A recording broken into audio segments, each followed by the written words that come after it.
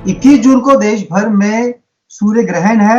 इस ग्रहण को लेकर तमाम तरह की आशंकाएं मन में है। क्या करें, क्या ना करें, ग्रहण को देखें या ना देखें, क्या खाएं, क्या पिए, तो खास तौर पर गर्भवती महिलाएं अपना ख्याल किस तरह से रखें। इन तमाम सवालों को लेकर हम बातचीत करेंगे। आशा आयुर्वेदा से डॉक्टर चंचल शर्मा हमारे साथ है, उनसे जानेंगे कि अपना ख्याल कैसे रखें और अगर ग्रहण देखना भी है तो उसे कैसे देखें। आशा जी, स्वागत है आपका पंजाब केसरी ग्रुप में। नमस्कार सर। आशा जी, सबसे पहले जानना चाहेंगे ग्रहण आखिर है क्या? इतने सारे सवाल लोगों के मन में ग्रहण को लेकर उठ रहे हैं। क्या होने वाला है 21 तारीख को? सर 21 तारीख को बेसिकली सूर्य जो है वो, हम ऐसा आम भाषा में बोले तो सूर्य जो है वो छिप जाता है। तो जब ऐसा होता है तो जो हमारी रेडिएशंस हैं, यानी वेवलेंथ और इंटेंसिटी जो है लाइट रेडिएशंस की अर्थ सरफेस पे जो आती है वो चेंज होती है। तो जब ऐसा चेंजेस आते हैं तो जो हमारी अर्थ को माइक्रोब्स या बैक्टीरिया से बचाती है वो है mainly blue and ultraviolet radiations. तो जब वेवलेंथ और वाइब्रेशंस चेंज होती हैं तो ये जो ब्लू और अल्ट्रावायलेट रेडिएशंस हैं इनकी प्रॉपर्टी में भी चेंजेस आते हैं। तो इस वजह से जो इनकी एंटीबैक्टीरियल प्रॉपर्टीज हैं वो काफी हद तक डैमेज होती हैं। इसलिए हम लोग ऐसा बोलते हैं कि ग्रहण के समय पे जो भी माइक्रोब्स हैं उनकी इंटेंसिटी बढ़ती है और उनकी अनकंट्रोलेबल ग्रोथ हो जाती है। चंचल जी, क्या कुछ प्रिकॉशंस लेनी चाहिए, क्योंकि तमाम तरह के सवाल उठते हैं। पूजा पाठ से दूर रहना चाहिए और जो प्रेग्नेंट महिलाएं हैं वो अपना ख्याल रखें, खान पान का पूरा ध्यान रखा जाए। क्या क्या कुछ करना चाहिए ग्रहण के दिन? आप बताइए लोगों को आम भाषा में, सरल भाषा में। जो मैंने अभी आपको बताया कि जो मेन इशू है वो ये है कि जो माइक्रोब्स हैं, माइक्रोबियल ऑर्गेनिजम्स हैं, उनकी ग्रोथ जो है वो मल्टीप्लाई हो जाती है as compare to normal days, because ultraviolet rays और ब्लू रेडिएशंस उसको प्रिवेंट नहीं कर पाती हैं। तो इसलिए आयुर्वेद में ऐसा बोला गया है कि आपको ग्रहण से एटलीस्ट 2 घंटे पहले खाना खा लेना चाहिए और खाना जो है वो बहुत ही लाइट मील होना चाहिए, मतलब हल्का और सुपाच्य खाना हमें खाना चाहिए। ज्यादा हैवी खाना अगर हम खाएंगे तो वो ठीक से डाइजेस्ट नहीं होगा। दूसरा, ग्रहण के समय हमें खाना खाना अवॉइड करना चाहिए, क्योंकि जो पहले से पका हुआ खाना रखा है या जो खाना हम उस समय पे पका रहे हैं उसमें माइक्रोब्स ज्यादा होने के चांसेस रहते हैं, उनकी ग्रोथ ज्यादा होती है। तो ऐसा खाना हमें नहीं खाना चाहिए। फिर जो मैंने लाइट मील के लिए बोला वो इसलिए बोला क्योंकि सन जो है वो एनर्जी का मेन सोर्स है।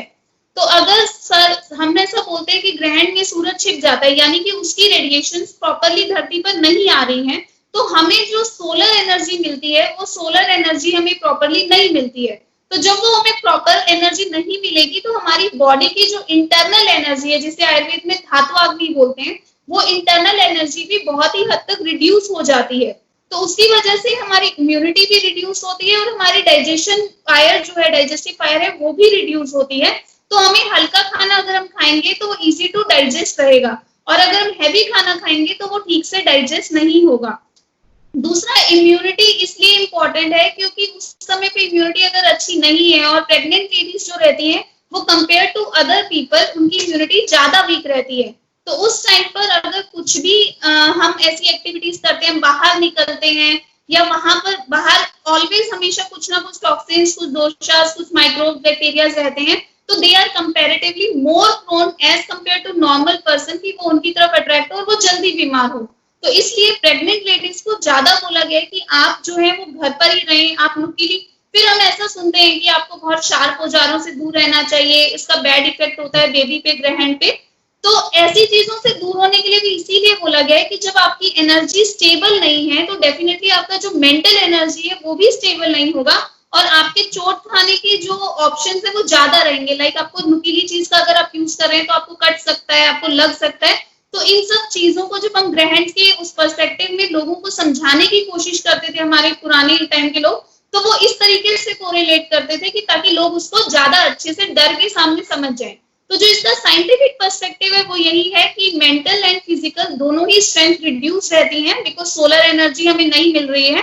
तो इस वजह से हमें बिल्कुल ड्राइव नहीं करना चाहिए। इसीलिए हम लोग बोलते हैं कि आपको घर पे रहना चाहिए।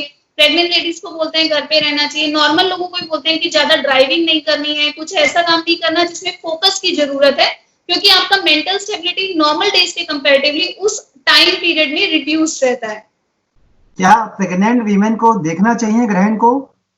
आई वुड सजेस्ट किसी को भी नहीं देखना चाहिए. It's not about pregnant lady, but किसी को भी नहीं देखना चाहिए अनलेस वो उस पे काम कर रहे हैं या उसके लिए वो साइंटिफिक उसमें कुछ रिसर्च कर रहे हैं, वो ज्यादा इंपॉर्टेंट है. अदरवाइज आपको घर पर ही बैठना चाहिए, क्योंकि जब आप उसको देख रहे हो तो वो जितनी रेडिएशन हमारी ओजोन लेयर को क्रॉस करके जो अनवांटेड रेडिएशन है, जो हार्मफुल रेडिएशन है, वो हमारी बॉडी पे आएंगी और फिर उससे हमें स्किन डिसऑर्डर्स होने के चांसेस ज्यादा रह सकते हैं.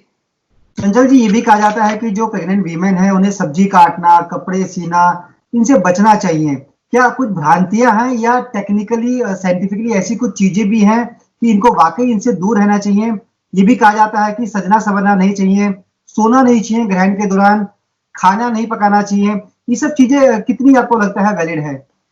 खाना पकाना मना है, वो प्रेग्नेंट लेडीज के लिए भी हो या बाकी लोगों के लिए भी, क्योंकि जो खाना आप पकाएंगे वही आप खाएंगे और उस खाने के अंदर माइक्रोब्स या बैक्टीरिया उस टाइम पर बने हुए खाने में ज्यादा रहती हैं. इसीलिए जो खाना हम फ्रेशली कुक नहीं बनाते हैं या जो घर में रखा होता है उसके अंदर भी कुछ तुलसी के पत्ते पानी के अंदर ऐसा डालते हैं जिनमें एंटीवायरल एंटीबैक्टीरियल प्रॉपर्टीज रहती हैं.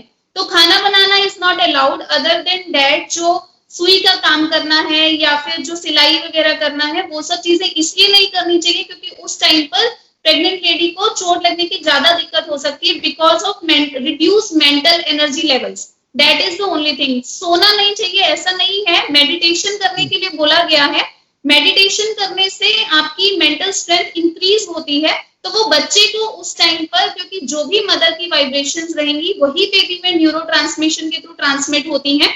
तो इस वजह से अगर उस टाइम पे मदर मेडिटेट करती हैं या फिर जो हम आम भाषा में बोलते हैं कि पूजा करिए, जब जाप करिए, तो वो आपको मेंटल स्ट्रेंथ ज्यादा देता है. तो बच्चे की डेवलपमेंट किसी भी मोमेंट पे हैम्पर नहीं होती है. तो इस वजह से वो बोला गया है. सोना नहीं है ऐसा नहीं लिखा है, आयुर्वेद में तो एटलीस्ट ऐसा नहीं लिखा है.